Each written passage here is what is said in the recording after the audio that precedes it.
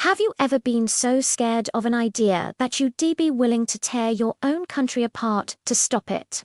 It sounds extreme, but it happened right here in America. This isn't a story from some distant authoritarian land. It's the story of McCarthyism, a chapter in American history when fear ran so deep it turned neighbors into suspects and dreams into nightmares. Let's rewind to the late 1940s and early 50s. The world had just survived one massive war, only to stumble into a new kind of conflict: the Cold War. It was the United States versus the Soviet Union, capitalism versus communism. But this war wasn't fought with armies on a battlefield. It was a war of spies, of propaganda, and of ideology. And in America, the fear of communism wasn't just about a foreign enemy. It was about an enemy within. People were terrified that communist spies were hiding in plain sight, working to overthrow the government from the inside.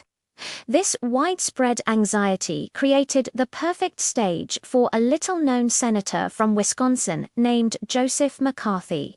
On a cold day in February 1950 in Wheeling, West Virginia, McCarthy stood up and made a claim that would light a fire across the nation.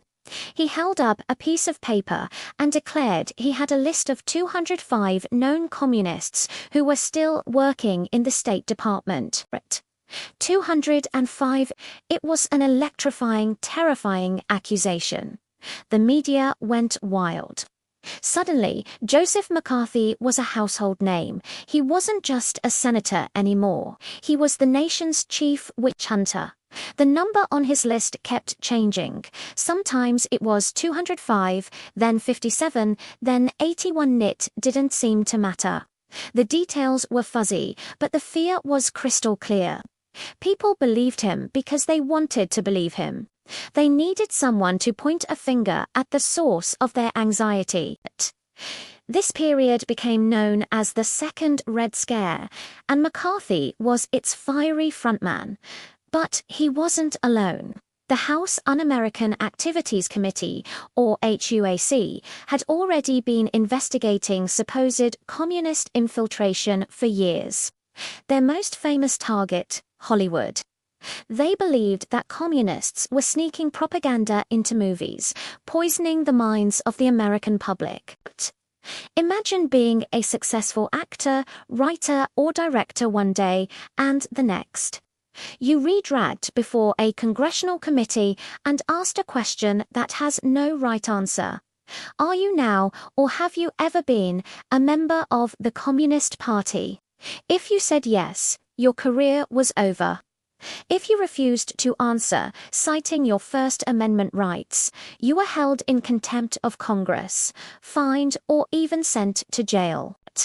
This is exactly what happened to the Hollywood 10, a group of screenwriters and directors who refused to testify. They were blacklisted, meaning no studio would hire them. Their lives were effectively ruined for standing on principle. The blacklist grew, and it wasn't just a Hollywood problem. It was a poison that seeped into every corner of American life. University professors, government employees, union organizers, even librarians were targeted. Your neighbor could anonymously accuse you. Your boss could fire you based on a rumor.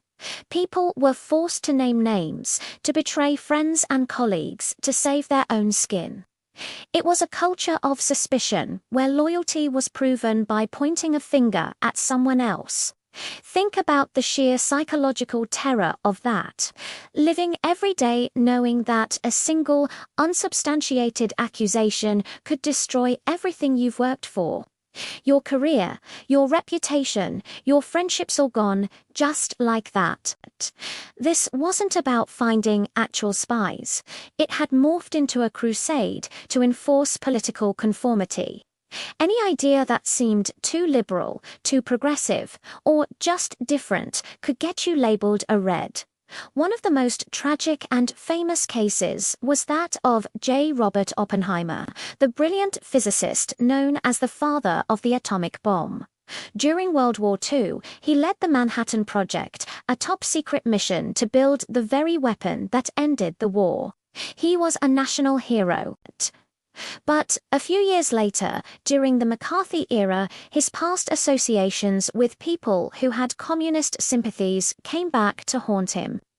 Despite his immense contribution and his proven loyalty, he was subjected to a humiliating security hearing. His security clearance was revoked. The man who gave America its ultimate weapon was now deemed a security risk. His career in government service shattered.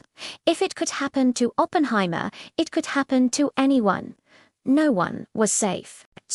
So where was the media in all of this? Initially, many reporters and news outlets simply amplified McCarthy's accusations without much scrutiny. Fear sells papers, after all, but one journalist, Edward R. Murrow, a giant in broadcast news, decided he'd had enough. In 1954, on his CBS show See It Now, Murrow dedicated an entire episode to exposing McCarthy. He didn't use rhetoric or angry speeches.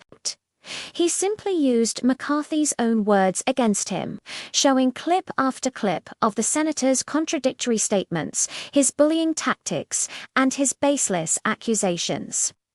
Murrow ended the broadcast with a powerful statement. "We must not confuse dissent with disloyalty. We will not walk in fear one of another. We will not be driven by fear into an age of unreason." It was a massive risk. CBS was terrified of the backlash. But Murrow's broadcast was a turning point. It gave a voice to the millions of Americans who were troubled by McCarthy's crusade but were too afraid to speak out. The final nail in McCarthy's coffin came later that same year, during the Army McCarthy hearings, which were broadcast live on television for all of America to see. McCarthy had turned his sights on the U.S. Army, accusing it of being soft on communism. For 36 days, the nation was glued to their TV sets, watching the drama unfold. They saw McCarthy's sneering, aggressive style firsthand. The defining moment came when the Army's chief counsel, Joseph Welch, had finally had enough of McCarthy's baseless smears against a young lawyer in his firm. Welch looked McCarthy in the eye and delivered a line that would echo through history. "Have you no sense of decency, sir, at long last? Have you left no sense of decency?" In that moment, the spell was broken. The emperor had no clothes. The audience in the hearing room burst into applause. America saw the bully for who he was.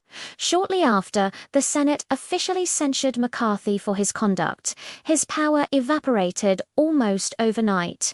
He died just a few years later, a politically irrelevant and broken man.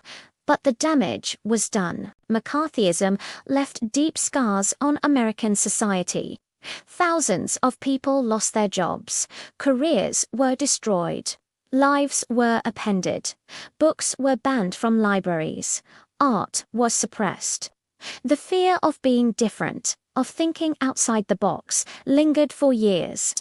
The story of McCarthyism is a chilling reminder of how easily a society can be consumed by fear and paranoia. It shows us what happens when we sacrifice our principles of due process, free speech, and the presumption of innocence for a false sense of security.